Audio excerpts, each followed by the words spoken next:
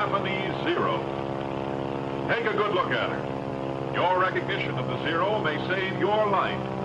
Hey guys, welcome back to another Heavy Metal Diecast video, and here we have another DeAgostini one. It is not a loose one, as you can plainly see, of course.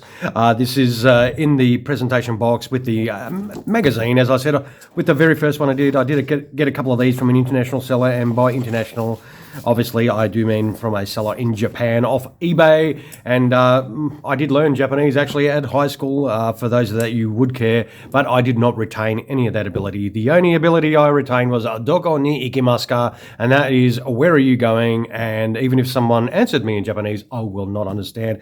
And the DeAgostini range is quite extensive. There is a lot in there. And this particular one is number 2, not a number 2 as in that, but this is number 2 in the series. So it's a very early release, and it is the Mitsubishi A6M5. And I couldn't find a ton of information about the particular aircraft itself, like who was piloting this particular aircraft.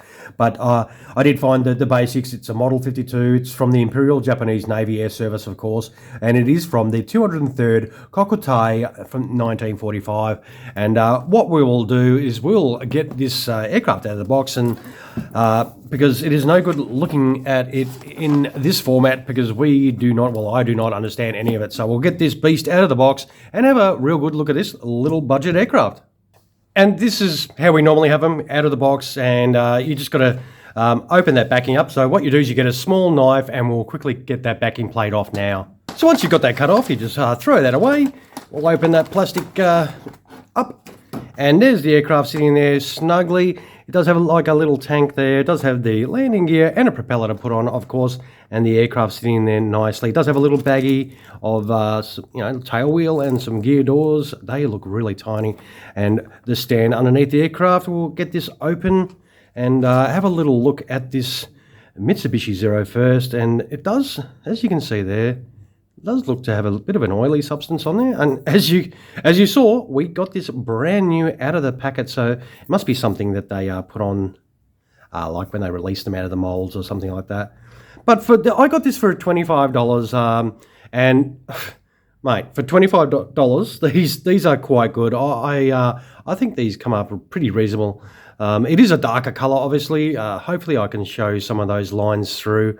We'll have a look at the panel lines on the wings.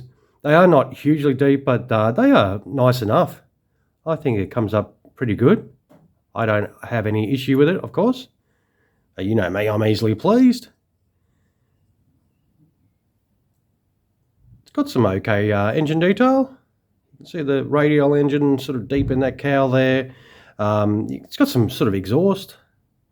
Those gun details are okay. For as I said, for a budget sort of model for $25, I think this is very neat. Wow, there is a lot of oily residue on the side there. I mean, that is a little bit weird, but obviously maybe when you get yours it won't be as bad as that, but it doesn't damage the model. It's just yuck on your fingers, I suppose. But you can see the nice details on the tail. It's got some pretty reasonable markings. I'm just, blown away that the cheapness of these builds from the DeAgostini ones, they do present quite well. And of course, if you're the budget collector or the beginning collector, these are perfect to set up your collections, and because they won't break the bank. That's why when I actually first started the channel, I predominantly was reviewing a lot of these cheaper ones because they were inexpensive, and I was just breaking into the scene sort of thing. And now I probably do a lot more Hobby Master stuff and Corgi stuff, which is a lot dearer, but that's because I've sort of, delved and decided to jump right in this collecting diecast stuff with both feet, and we are doing this adventurous channel together and checking all these diecasts out together. So I'll spend my money so that you don't have to. And the underneath details are quite nice on this as well. It's sort of a off-green sort of colour underneath there. The wheel wells are the same colour as the rest of the underneath here. I don't know on the actual aircraft if they are painted a little bit different like they normally are in a lot of other aircraft. So obviously you put that ordnance there. But there, but obviously the stand will go there too. So if you're putting on the stand, you won't be able to put that ordnance on. The landing gear will go in those two little holes, and obviously the little gear bay doors will go there, and your tail wheel in there, of course. And instead of talking about it, how about we just quickly put this together and come right back.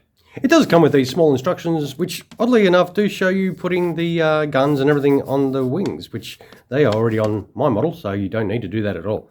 But that does come with those little set of instructions that is folded underneath this stand that does have the little bit of information on the aircraft as well. And speaking of aircraft, let's get to the aircraft. And here we have that Mitsubishi Zero all fitted out, of course. So the landing gears, they drop straight in, and of course your gear bay doors, your fuel tank there, and tail wheel, of course, in the back there, and it all sets up nicely. No stress whatsoever putting those in.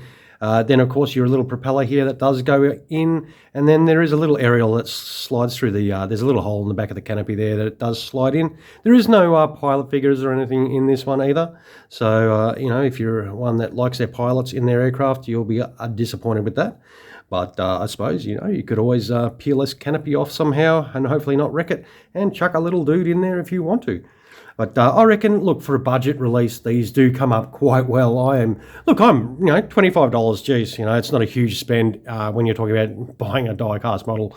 And I reckon it does come up okay for what it is, of course. And there are plenty of offerings from DeAgostini, so you do have a good range to choose from if you are, trying to collect your die-cast models on the cheap. And what I'll do is I'll just quickly take this tank off, of course, and we will attempt to put this stand on, and job done. And we have the Zero on the stand, and that is pretty cool. All right, I'll wind this video up. I suppose I'll zoom in a fraction for you, and you can see this little Zeke. And I reckon it does come up good, as I've said quite often in this video.